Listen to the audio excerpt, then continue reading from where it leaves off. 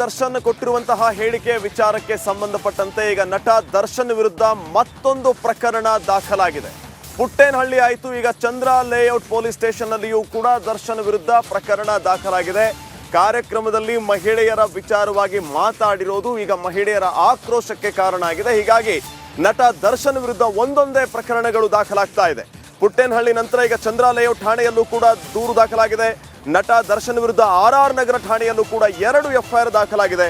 ಗಣೇಶ್ ಗೌಡ ಜಗದೀಶ್ ಅನ್ನೋರಿಂದ ದೂರು ದಾಖಲಾಗಿರೋದು, back to back ಕಂಪ್ಲೇಂಟ್ಗಳು ದಾಖಲಾಗ್ತಾ ಇರೋದು, FIRಗಳಾಗ್ತಾ ಇರೋದು. ನಟ ದರ್ಶನ್ 25ನೇ ವರ್ಷದ ವಿಶೇಷ ಕಾರ್ಯಕ್ರಮದಲ್ಲಿ ಕೊಟ್ಟಿರುವಂತಹ ಒಂದು ಹೇಳಿಕೆ ಈಗ ಸಂಕಷ್ಟಕ್ಕೆ ಕಾರಣ ಆಗ್ತಾ ಇದೆ. ಪುಟ್ಟೇನಹಳ್ಳಿ ಆಯಿತು, ಚಂದ್ರ ಲೇಔಟ್ ಠಾಣೆ ಆಯಿತು, RR ನಗರದಲ್ಲೂ ಕೂಡ 2 FIR ಆಗಿದೆ ದರ್ಶನ್ ವಿರುದ್ಧ.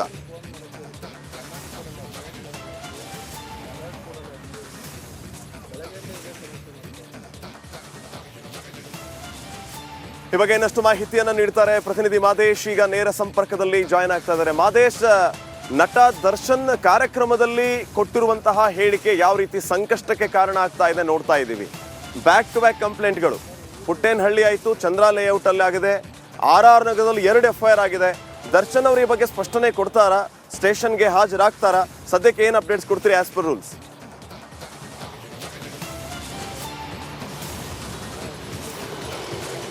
ಶ್ರೀಪಾದ್, ಖಂಡಿತವಾಗ್ಲೂ ಕೂಡ ಇತ್ತೀಚೆಗೆ ಶ್ರೀರಂಗಪಟ್ಟಣದಲ್ಲಿ ನಡೆದಿರುವಂಥ ಕಾರ್ಯಕ್ರಮದಲ್ಲಿ ದರ್ಶನ್ ಒಂದು ಹೇಳಿಕೆಯನ್ನು ನೀಡಿದರು.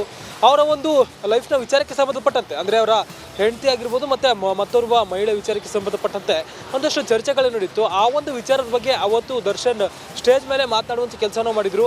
ಆ ಒಂದು ವಿಚಾರ ಮಹಿಳೆಯರಿಗೆ ಸಾಕಷ್ಟು ನೋವನ್ನು ಉಂಟು ಮಾಡಿದೆ ಅಂತೇಳಿ ಮಹಿಳೆಯರು ಹಲವು ಜನ ಹೋಗಿ ಪೊಲೀಸ್ ಠಾಣೆಗಾಗಿರ್ಬೋದು, ಜೊತೆಗೆ ಮಹಿಳಾ ಆಯೋಗಕ್ಕೆ ಹೋಗಿ ದೂರು ನೀಡುವಂಥ ಕೆಲಸವನ್ನು ಮಾಡ್ತಿದ್ದಾರೆ.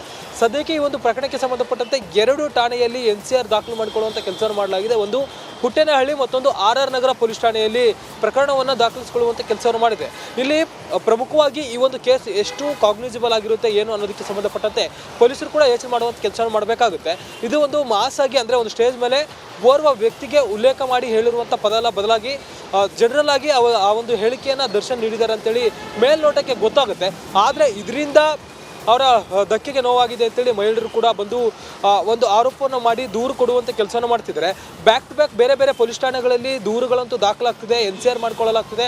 ಆದರೆ ಈ ಒಂದು ಘಟನೆ ನಡೆದಿರೋದು ಶ್ರೀರಂಗಪಟ್ಟಣದಲ್ಲಿ ಆಗಿರೋದ್ರಿಂದ ಈ ಎಲ್ಲಾ ಪ್ರಕರಣಗಳು ಕೂಡ ಶ್ರೀರಂಗಪಟ್ಟಣಕ್ಕೆ ಅಲ್ಲಿರುವಂಥ ಠಾಣೆಗೆ ಹೋಗುತ್ತೆ, ಸ್ಥಳೀಯ ಠಾಣೆಗೆ ಹೋಗಿ ಅಲ್ಲಿಗೆ ಎಲ್ಲವನ್ನು ಕೂಡ ಟ್ರಾನ್ಸ್ಫರ್ ಮಾಡುವಂಥ ಕೆಲಸವನ್ನು ಮಾಡಲಾಗುತ್ತೆ. ಅದಾದ್ಮೇಲೆ ಓವರ್ ಆಲ್ ಧನ್ಯವಾದ ಮಾದೇಶ್ ಮಾಹಿತಿಗಾಗಿ.